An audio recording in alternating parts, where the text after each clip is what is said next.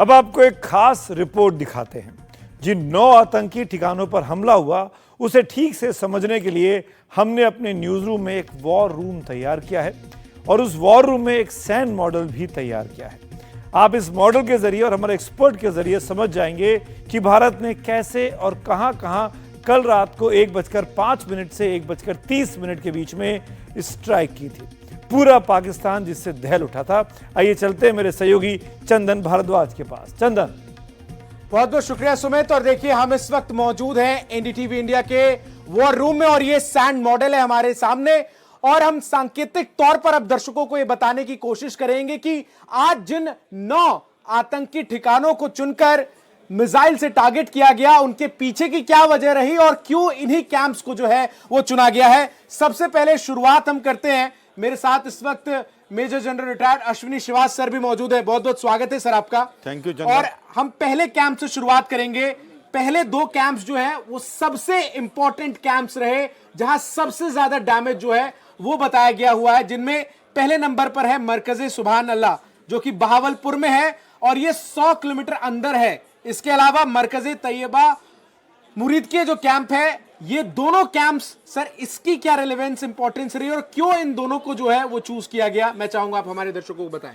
देखो, एक चीज समझने चंदन कि जो ये टारगेट 9 के 9 सेलेक्ट किए गए हैं, इनकी अहमियत है। सबसे इंपॉर्टेंट तो पहले ये है कि आपके पास लश्कर तौबा, जैसे मोहम्मद और हिजबुल मुजाहिदीन के जो हेडक्वार्टर हैं उनको टारगेट किया गया। जैसे आपको पता है एलएटी का हेडक्वार्टर जो है वो मुदीर का में है और जैसे मोहम्मद का बहावलपुर में है, इनको टारगेट किया। इसी प्रकार से जो अभी आपका हिजबुल मुजाहिदीन का मुजफ्फराबाद में, उसको भी किया, क्योंकि ये हेडक्वार्टर एक प्रकार से पावर है। यहीं पर आप जैसे मोहम्मद का हाफिज सईद है जो लश्कर तौबा में और मसूद अजहर है आपका जैसे मोहम्मद के उसमें, तो ये बड़े इंपॉर्टेंट है। सैयद सलाहुद्दीन जो है वो हिजबुल मुजाहिदीन का, तो इनको टारगेट करना मतलब कि पावर ऑफ सेंटर जो इन आतंकवादियों का है, एलएटी का और जैसे मोहम्मद का और एचएम, उनको किया गया। मैं चाहूंगा सर एक बार आप पिन पॉइंट करके दर्शकों को दिखाएं। पहला जो टारगेट था वो था मरकज़े सुभान अल्लाह, हाँ, जो कि बहावलपुर में था। बहावलपुर में था और ये है बेसिकली जैसे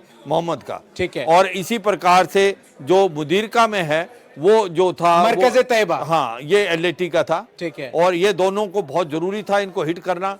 और इनको हमने किस चीज से हिट किया, जब आप बातचीत करेंगे, जब पूछेंगे। हाँ। जो बाकी कैंप्स हैं, ये देखो, आपको ये देखना चाहिए, अगर आप जिस तरीके दर्शकों को, ये भारत है और ये पाकिस्तान ऑक्यूपाइड जम्मू एंड कश्मीर है, ये पाकिस्तान, और ये पंजाब का इलाका है।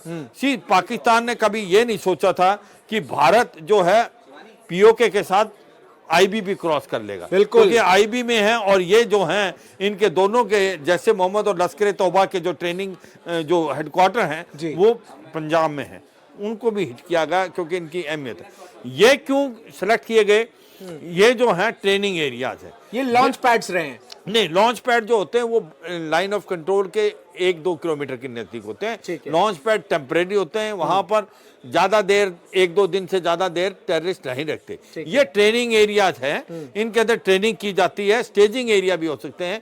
पहले जो है ट्रेनिंग एरिया है, उसके ट्रेनिंग एरिया के बाद स्टेजिंग एरिया है और फिर है लॉन्च पैड। तो ये ट्रेनिंग एरिया है, इनके अंदर इंफ्रास्ट्रक्चर है, यहाँ पर ट्रेनिंग होती है आतंकवादियों की। और ये माने चाहे वो मुजफ्फराबाद है, भिम्बर है, कोटली है या बाग है, इन सब को टारगेट किया गया है। मैं अब यहाँ एक चीज और आपसे समझना चाहूंगा। जब इस पूरे अटैक की प्लानिंग हो रही थी, तो जो रेंज हमने चुना 5 किलोमीटर के दायरे से लेकर 100 किलोमीटर घर के अंदर घुस के मारने तक का जो हमने टारगेट सेट किया, उस टारगेट में कई ऐसे ट्रेनिंग कैंप्स हैं जहां पर लगातार बीते 5-7 सालों में जो बड़ी आतंकी गतिविधियां हुई हैं उनको प्लान किया गया, उनको वहां से ही जो है वो पूरी तरीके से ऑपरेट किया गया। और जब हम मरकज़े तैयबा की बात करते तो इसमें तो अजमल कसाब और डेविड कॉनमैन हेडली के बारे में, जो 26/11 के बारे में जानकारियां सामने आई थी कि ये 26/11 की जो पूरी प्लानिंग थी सर वो यहीं से थी। बिल्कुल, ये देख ट्रेनिंग कैंप जो हैं ये बहुत इंपॉर्टेंट है। ये आतंकवादी जितने भी हैं